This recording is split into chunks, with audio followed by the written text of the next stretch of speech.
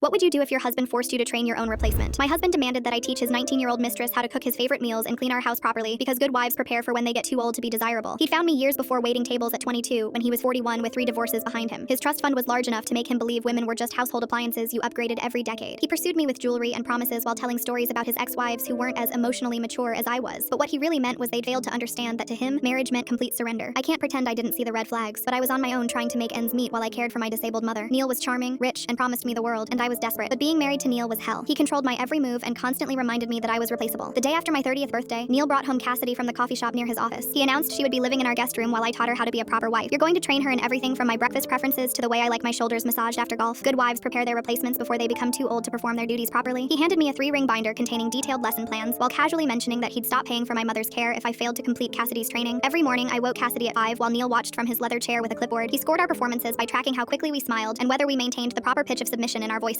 I taught her that his eggs needed exactly 4 minutes and 15 seconds. She had to practice pouring his coffee from exactly 18 inches above the cup because he believed it improved the aeration. During the second week when I accidentally broke a yolk while cooking, Neil made me eat the raw eggs while explaining to Cassidy that wasteful wives were worse than incompetent ones. She watched me choke down 3 raw eggs while tears ran down my face, and I think that's when she finally understood this wasn't a normal housekeeping apprenticeship. After 3 months training, I woke up one morning and just couldn't do it anymore. I refused to get out of bed for the training session. Neil dragged me downstairs by my hair while Cassidy screamed at him to stop. I was tired of training my own replacement like a dog teaching a puppy tricks before being put down. I told him I was done with his sick game, and if he wanted Cassidy trained so badly, he could do it himself. The silence that followed was worse than screaming would have been. Neil responded by cutting off my access to everything. Credit cards canceled, cell phone disconnected, car keys taken from my purse while I slept. He had my mother moved to a cheaper facility an hour away and told me she'd be moved again every time I disobeyed, somewhere farther and with worse care. He made me stand in the corner of the kitchen for hours reciting everything that was wrong with me while Cassidy begged him to let me rest. When I finally collapsed, he informed us both that tomorrow's lesson would cover the proper way for a wife to apologize for her defiance. You're going to demonstrate complete submission in front of Cassidy, or your mother will find out exactly what kind of worthless daughter she raised. But Cassidy had been learning more than just Neil's breakfast preferences. It turned out she'd documented all our training with her phone hidden in her pocket. That night, while Neil slept off his bourbon, she called her older sister who worked at a women's shelter and played her 3 months of recordings. Her sister arrived at dawn with 2 counselors and a lawyer who specialized in domestic captivity cases. They had paperwork showing Neil had been sued by 2 previous wives for similar treatment and that the contracts I'd signed were invalid under duress. His lawyer advised him to settle quietly, unless he wanted those recordings played in open court where his business partners could hear them. The settlement included continued care for my mother and enough money for both me and Cassidy to start over, though Neil made sure to drag it out for months while his lawyer tried to break me. I run a flower shop now in a town 3 states away where I can pretend to be normal. The freedom to leave my house whenever I want still feels strange after 2 years. I test every egg yolk with a spoon even though nobody's watching. Last month, Cassidy found me through social media to tell me she was engaged. She described her wonderful man who insisted she quit her graduate program because academics were making her too argumentative. She sent photos of her new kitchen where she practices cooking his favorite meals. He times her with the same kind of clipboard Neil used to carry. I listened to her explain how much he loved her while my heart broke for both of us. We'd escaped Neil, but we'd never really escaped what he taught us about our worth. I told her I was happy for her and hung up before she could hear me crying.